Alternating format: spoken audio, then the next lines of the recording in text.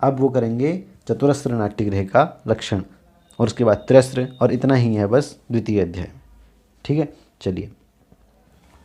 ठीक है, तो विकृष्ट नाट्यगृह के लक्षण आदि सब कुछ बताने के बाद अब चतुरस्र नाट्यगृह का लक्षण आदि बताएंगे। अब यहाँ पर भरत मुनि कहते हैं कि पुनरेव ही वक्ष्यामि, पुनः मैं बता रहा हूँ आपको चतुरस्रस्य लक्षणम।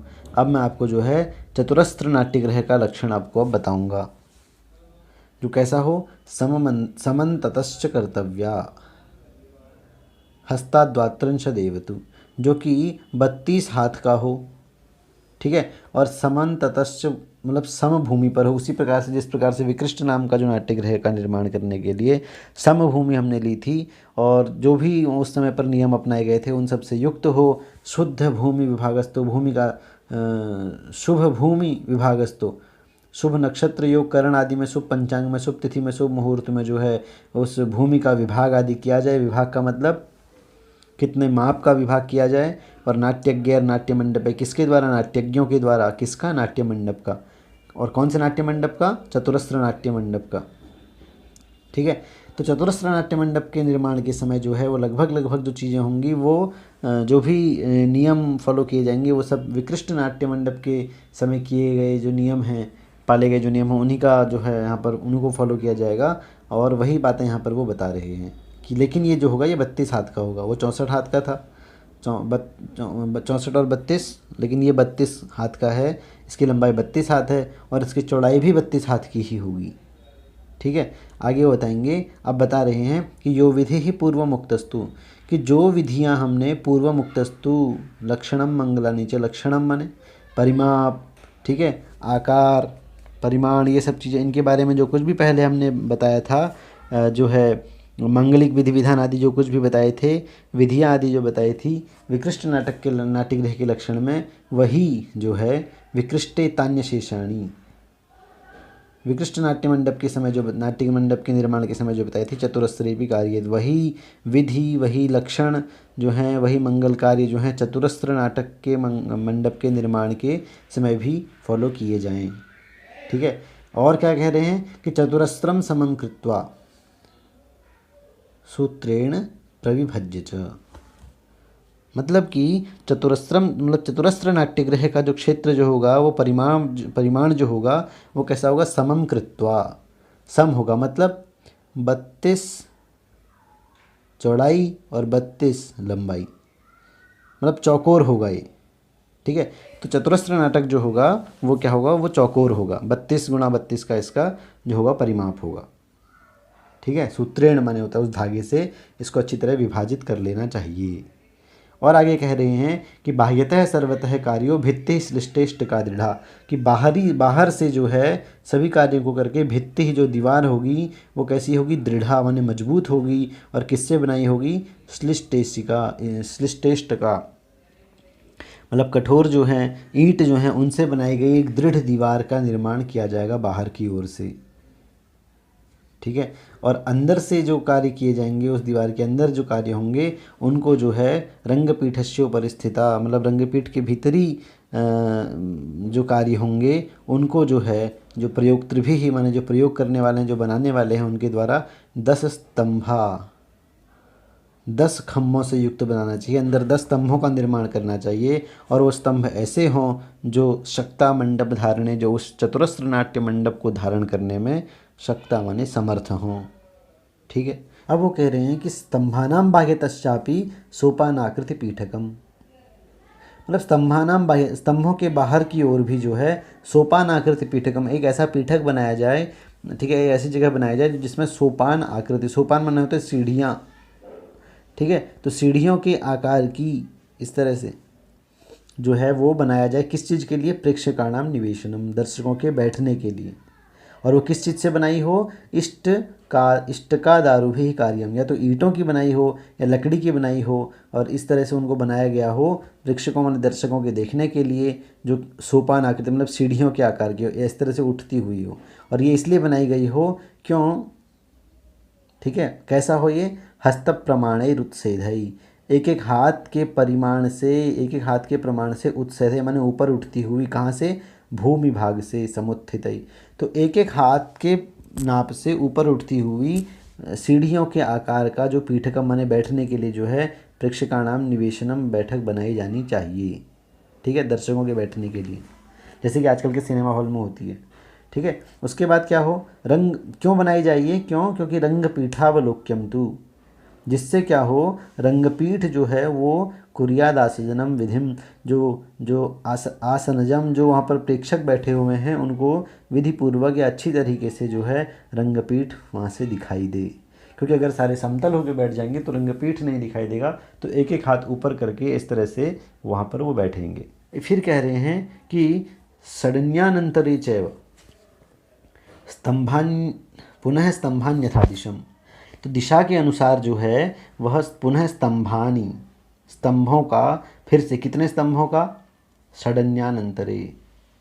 ठीक है, उचित उनमें अंतर दे करके, उचित विभाग करके, मतलब उचित दूरी बना करके 6 जो है अन्य पुनः, ठीक है, 6 जो है पुनः अन्य स्तंभों का वहाँ पर स्थापना वहाँ पर की जाए दिशा के अनुसार।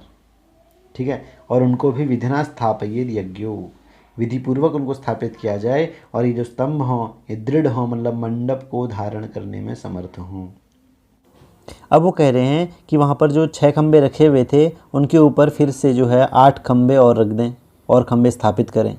ठीक है, और स्थाप्यम चैव तथा, और उसके बाद जो है स्थापित करें पीठम अष्ट प्रमाणतः, 8 हाथ के प्रमाण पर पीठम माने शहतीर स्थापित करें, और वह शहतीर कैसी हो, वह पीठ कैसा हो जिसके विद्धाश्य, आश्य माने होता है मुख, ठीक है, जिसके मुख जो हैं एक दूसरे से बिधे हुए हों, ऐसे जो है 8 शहतीर वहाँ पर, 8 हाथ वाले शहतीर जो हैं वह वहाँ पर जो है न्यसेत माने स्थापित करें।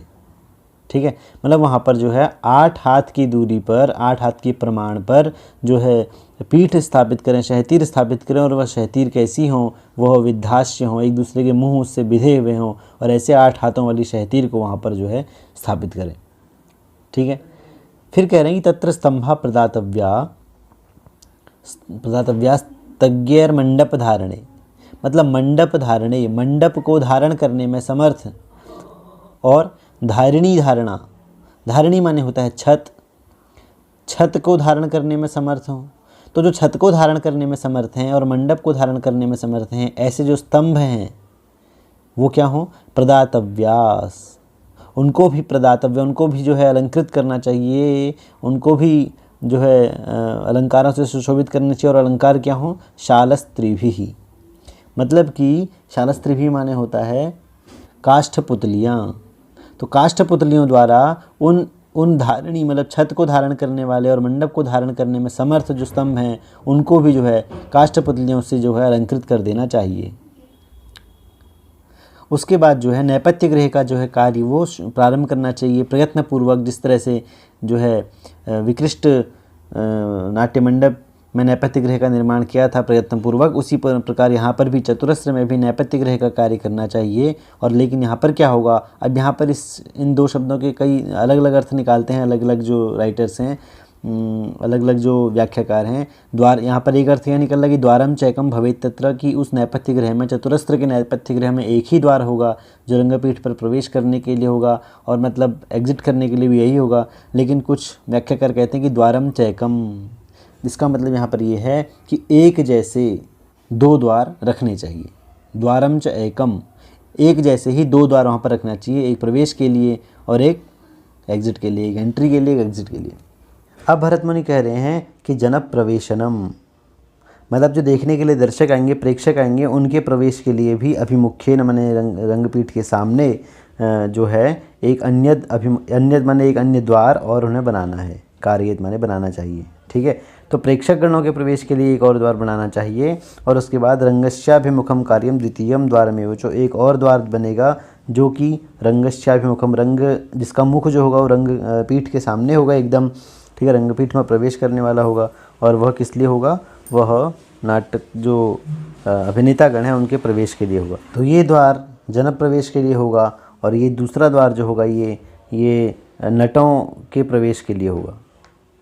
ठीक है, अब एक और चीज़ बता रहे हैं कि चतुरस्रम, जो चतुरस्र नाट्यगृह होगा, नाट्य मंडप होगा, वो कैसा होगा, अष्टहस्तम, उसमें क्या करना है, अष्टहस्तम तो कर्तव्यम रंगपीठम प्रमाणतः। जो रंगपीठ होगा वो अष्टहस्तम तो कर्तव्यम 8x8 का होगा। ठीक है, 8x8 का चौकोर जो होगा, चतुरस्र नाट्यगृह का जो रंगपीठ होगा, और वो कैसा होगा, वो समतल होगा। और वेदिका समलंकृतम, वेदिका माने वही रंगपीठ, और उसके रंगपीठ के प्रमाण के अनुसार, मतलब 8x8 के अनुसार जो सजावट आप कर सकते हो वो उसमें करनी चाहिए। वेदिका समलंकृतम, वेदिका के समान परिमाण के अनुसार उसको अलंकृत कर देना चाहिए। ठीक है, मतलब जो चतुरस्र नाट्यगृह का रंगपीठ होगा वो 8 हाथ का होगा चौकोन, और समतल और वेदिका से युक्त होगा, और रंगपीठ के प्रमाणानुसार सुंदर रूप में उसको बनाया जाएगा। ठीक है, पूर्व प्रमाण निर्दिष्टा कर्तव्या मत्तवारिणी। अब कह रहे हैं कि इसकी जो मत्तवारिणी होगी वो भी पूर्व प्रमाण निर्दिष्टा, मतलब कि विकृष्ट नाम का जो नाट्यगृह बनाया था उसी के परिमाण के अनुसार जो है वो इसकी मत्तवारिणी बनाई जाएगी। पूर्व, जिसका परिमाण हमने पहले ही ले लिया है, पूर्व प्रमाण निर्दिष्टा। ठीक है, मतलब पूर्व में ही जिसका प्रमाण निर्दिष्ट कर दिया गया है वहाँ हमने किया है विकृष्ट में, तो उसी के अनुसार मत्तवारिणी कर्तव्य, मत्तवारिणी बनाई जाएगी। मत्तवारिणी समझते हैं ना, कि जो जैसे ये 4 पार्ट के, इसके 2 भाग के, फिर पीछे के भी 2 भाग के, रंगपीठ और रंगशीर्ष, और फिर यहाँ जो कोने में बनाई जाती थी, ठीक है, बालकनी टाइप छोटी सी, वहाँ उसे कहते हैं मत्तवारिणी। ठीक है, उसके बाद कह रहे हैं कि चतुस्तंभ समायुक्ता, वही 4 खम्भों से युक्त होगी, और वेदिका यास्तु पार्श्वतः, वेदिका के पार्श्व, वेदिका माने रंगपीठ जो होगा उसके पार्श्व में ये बनाई जाएगी। पार्श्व माने अगल बगल में। ठीक है, उसके बाद कह रहे हैं कि समुन्नतम समम चैव रंगशीर्षम तु कार्येत विकृष्टे तून्नतम कार्यम चतुरस्त्रे समम तथा। ठीक है, मतलब यह जो रंगशीर्ष होगा यह 2 प्रकार का होता है। अब ये रंगशीर्ष जो है ये 2 प्रकार का होगा, एक तो समम और एक उन्नतम। ठीक है, समम, और यह रंगशीर्ष जो है ये या तो सम बनाना चाहिए, मतलब समतल बनाना चाहिए, या तो उन्नतम, या तो उठा हुआ बनाना चाहिए। रंगशीर्षम तो कार्येत, तो कहाँ पर हम उठा हुआ बनाएं, ऊंचा बनाएं, और कहाँ पर हम उसको नीचा बनाएं। ठीक है, कहाँ पर उसको समान बनाएं। तो जैसे कि पीछे के 2 भाग थे, ठीक है, अब इसमें जो ये हो गया रंगपीठ, ये हो गया रंगशीर्ष। अब या तो ये समतल हो, रंगपीठ के समान ही हो, और या ये जो है ऊंचा हो रंगपीठ से। ठीक है, तो विकृष्टे तून्नतम, विकृष्ट नाम का जब हम वो बनाएंगे, प्रेक्षागृह बनाएंगे, नाट्यगृह बनाएंगे, तो वहाँ पर यह जो होगा उन्नत होगा, मतलब कि रंगपीठ से जो है रंगशीर्ष जो होगा ऊंचा होगा।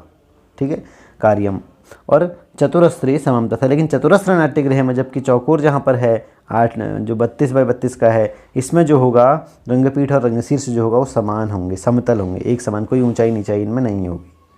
ठीक है, फिर कह रहे हैं एवमेतेन विधिना, तो इस प्रकार की विधि से चतुरस्रम गृहम भवे, चतुरस्र नाम का नाट्यगृह बनाया जाता है। और अतः परम प्रवक्ष्यामि, अब भरतमुनि कह रहे हैं अतः परम प्रवक्ष्यामि, अब जो है मैंने चतुरस्र नाट्यगृह का लक्षण आपको बता दिया है, और अब जो है मैं आपको त्रस्र गृहस्य लक्षणम, त्रस्र नाम का जो नाट्यगृह बच गया है उसके लक्षण मैं आपको बताऊंगा, उसके बारे में अब मैं आपको बताऊंगा। ठीक है, तो विकृष्ट और चतुरस्र नाम के नाट्यगृहों के बारे में बता दिया है, अब त्रस्र नाटक के बारे में बताएंगे। और वहीं पे ये कह रहे हैं कि त्रस्रम त्रिकोणम कर्तव्यम, त्रस्र नाम का जो नाट्यगृह होगा वह जो होगा वो त्रिकोण होगा। ठीक है, तिकोना बनेगा। नाट्यवेश्म नाट्यगृह, प्रयोग त्रिभी माने जो नाट्यगृह बनाने वाले हैं उनके द्वारा जो है जो नाट्यवेश्म बनाया जाएगा त्रस्र नाम का, वह कैसा होगा, वो त्रिकोण होगा। ठीक है, त्रिकोण तस्य भी होगा, या इस तरह से भी ये बनेगा शायद। अब इसमें क्या होगा, मध्य त्रिकोण मेवास्य रंगपीठम तुकारियेत, और इस जो है इस त्रिकोण के मध्य में जो है वह रंगपीठ बनाया जाएगा, वो भी कैसा, वो भी तिकोना ही बनेगा। ठीक है, मध्य त्रिकोण मेवास्य, और इस रंगपीठ के इस त्रस्र जो है रंगपीठ के मध्य में जो है रंगपीठ बनाएंगे। ठीक है, और फिर कह रहे हैं द्वारम तेनैव कोणेन कर्तव्यम तस्य वेश्मनः। ठीक है, और इन्हीं कोनों में जो है द्वार बनाया जाएगा। तो वेश्मनः माने जो नाट्यगृह बनाने वाले जो लोग हैं उनके द्वारा ठीक है। द्वारम तेने, उसी कोने में जो है, उसी एक कोने में जो है इसका द्वार बनाना पड़ेगा। और द्वितीयम चैव कर्तव्यम रंगपीठस्य पृष्ठतः, और दूसरा जो द्वार होगा वो रंगपीठ के पीछे होगा। मतलब कि इसमें दो द्वार होंगे, एक तो वही एक प्रवेश के लिए जनता के, और एक जो द्वार होगा वो जो होगा रंगपीठ में नटों के प्रवेश के लिए, अभिनेताओं के प्रवेश के लिए दो द्वार बनाए जाएंगे। तो एक द्वार जो होगा रंगपीठ के पीछे बनेगा और एक द्वार किसी कोने पर बनेगा जो जनता के प्रवेश के लिए होगा। ठीक है। आगे कह रहे हैं कि विधिर यश चतुरस्रस्य भित्ति स्तंभ समाश्रय, भित्ति और स्तंभ से संबंधित जो विधि, जो नियम, ठीक है, या जो कुछ भी हमने चतुरस्र नाटक के समय जानी थी, जो विधि जो है भित्ति और स्तंभ स्थापन की जो विधि जो है चतुरस्र नाट्यगृह के स्थापन के समय हमने जानी थी, स तु सर्वः प्रयोक्तव्य, वही समस्त विधि जो है त्रस्रश्चापि प्रयोक्तभिः। त्रस्र नाट्यगृह का निर्माण जब होगा तो वही विधि जो है भित्ति और स्तंभ पर आधारित जो है वही विधि जो है यहाँ पर भी त्रस्र नाटक में भी जो है अपनाई जाएगी। ठीक है। और एवमेतेन विधिना, तो इस प्रकार से विधि से पूर्वक कार्य नाट्यगृह बुधई, नाट्यगृह को बुधई माने विद्वानों के द्वारा, बनाने वालों के द्वारा, कार्य माने बनाना चाहिए। ठीक है। अब यहाँ पर एक छोटी सी कन्फ्यूजन भी आती है कि जो त्रस्र और चतुरस्र नाट्यगृह का जो भित्ति स्तंभ के बारे में बताया और कहा है कि दोनों सेम इनकी भित्ति स्तंभों की रचना होगी, तो यहाँ पर कई कन्फ्यूजन उसको दूर नहीं किया गया है कि कैसे हो सकती है, त्रिकोण है और ये चतुष्कोण है, तो कैसे इनके भित्ति और स्तंभ से आधारित जो विधि है वो सेम कैसे होगी, तो जो है इसको पूरी तरह से स्पष्ट नहीं किया गया है। ठीक है। अब कह रहे हैं कि एवमेतेन विधिना कार्य नाट्यगृह बुधई, बुधई के द्वारा मतलब विद्वानों के द्वारा, बनाने वालों के द्वारा नाट्यगृह के संबंध में जो भी कार्य, जो भी विधि आदि बताई गई हैं वो इस प्रकार से मैंने आपको बता दी। और पुनरेषाम प्रवक्ष्यामि, और अब जो है मैं पुनः बोलूँगा आपसे पूजाम एवं यथावधि, मतलब अगले अध्याय में, मतलब अध्याय 3 में अब मैं जो है पूजाम, इनकी पूजा के बारे में मैं आपको बताऊँगा। प्रवक्ष्यामि मैंने आपको बताऊंगा। ठीक है। तो इन नाट्यगृहों की पूजा के बारे में अब मैं अगले अध्याय में आपको बताऊंगा, मतलब तीसरा अध्याय जो होगा वो नाट्यगृहों की पूजा के विषय में होगा। तो इस तरह से विकृष्ट, चतुरस्र और त्रस्र नाट्यगृह के संबंध में हमने जाना, और इसीलिए इस अध्याय का नाम जो है वो क्या है, मंडप विधान। ठीक है। मंडप विधान नाम का जो है यह द्वितीय अध्याय है। द्वितीय अध्याय का नाम अगर पूछा जाता है तो आपको पता होना चाहिए कि मंडप विधान जो है दूसरे अध्याय का नाम है। और जो है कुछ जगहों में इसका नाम जो है दूसरा भी दिया गया है, प्रेक्षागृह लक्षण भी कहा गया है कुछ किताबों में, प्रेक्षागृह लक्षण। तो दोनों नाम आपको पता होने चाहिए। अगर क्वेश्चन में जो है दो ऑप्शन में से कोई भी ऑप्शन होता है तो दोनों आपको पता होने चाहिए। कुछ किताबों में इसका नाम जो है मंडप विधान दिया गया है और कुछ किताबों में इसका जो नाम है दूसरे अध्याय का वो प्रेक्षागृह लक्षण दिया गया है। ठीक है। तो चलिए दूसरा अध्याय हो गया, अब हम बढ़ते हैं छठे अध्याय की ओर।